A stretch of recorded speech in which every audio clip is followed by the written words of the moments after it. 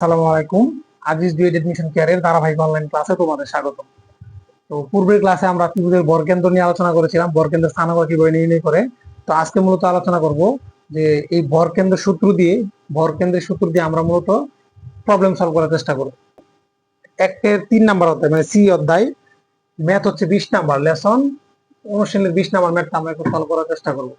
তো ওইখানে বলছে যে একটি ত্রিভুজের শীর্ষবিন্দুর স্থানাঙ্ক। আমরা একটা ত্রিভুজ আঁকার চেষ্টা করি। এ হচ্ছে আমার ত্রিভুজ, এই ত্রিভুজ হচ্ছে এ, এটা হচ্ছে কি বি, এটা হচ্ছে আমার সি।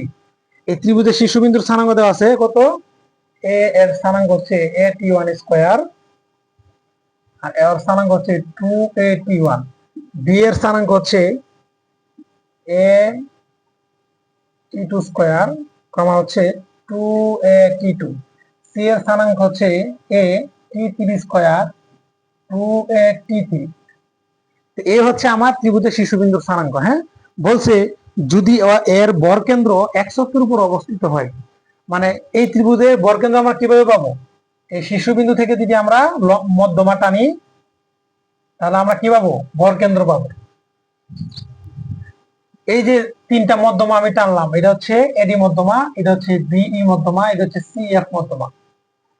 এই 3টা মধ্যমা যে আমি টানলাম, এই 3টা মধ্যমা যে বিন্দুতে ছেদ করেছে ওইটাকে বলবো আমরা ত্রিভুজের ভরকেন্দ্র। এটাকে বলবো কি আমরা ত্রিভুজের ভরকেন্দ্র।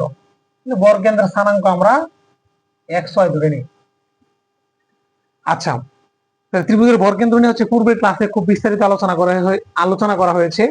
তাহলে দেখো, বলছে ত্রিভুজের ভরকেন্দ্র x অক্ষের উপর অবস্থিত। মানে আমরা তো জানি কার্তেশীয় সমতল হচ্ছে এটা, তার মানে এটা হচ্ছে x অক্ষ, এটা হচ্ছে y অক্ষ।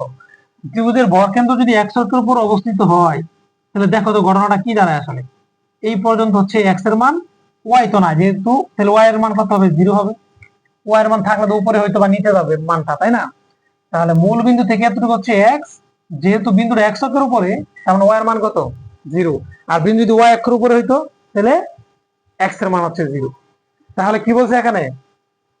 এই ত্রিভুজের বর্গকেন্দ্রের স্থানাঙ্ক x অক্ষের উপর অবস্থিত হলে দেখাও যে t1 plus t2 plus t3 সমান সমান 0। মানে এটা এটা আমাকে দেখাইতে বলছে। আচ্ছা, যেহেতু ত্রিভুজের ভরকেন্দ্র x অক্ষের উপর অবস্থিত, তাহলে আমরা কি লিখবো? যেহেতু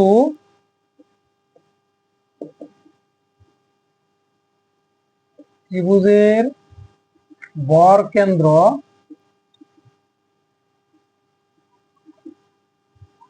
x অক্ষের উপর অবস্থিত, তাহলে y এর মান কত হবে? কোটির মান কত হবে? 0 হবে, তাই না? তাহলে আমরা ভরকেন্দ্রের সূত্র আমরা কিন্তু জানি। ত্রিভুজের ভরকেন্দ্র নির্ণয়ের সূত্র আমরা কি জানি বলতো? ভরকেন্দ্র নির্ণয়ের সূত্র আমরা জানি, এটা সূত্র ছিল এরকম: x1 x2 x3 ভাগ হচ্ছে 3, y1 y2 y3 ভাগ হচ্ছে 3। মানে ত্রিভুজে তিনটা তিনটা তো শীর্ষবিন্দু, তাই না? ভুজদের যোগফল 3 দিয়ে ভাগ, কোটিদের যোগফল 3 দিয়ে ভাগ। তাহলে আমরা তো y এর মান জানি, তাই না? তাহলে আমরা সূত্র লিখবো, y এর সূত্রই লিখবো যে উই নো y সমান সমান আমরা জানি কি y1 y2 y3 ভাগ কত? 3। y এর মান কত? কোটির মান কত? 0। আর y1 কত?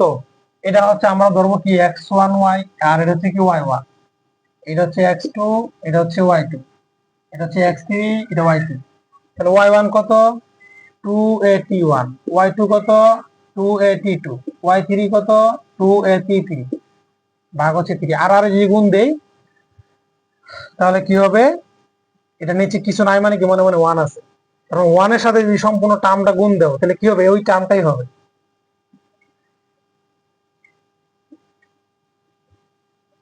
আর 3 এর সাথে যদি কত 0 গুণ দাও, কত হয়ে যাবে? 0 হয়ে যাবে।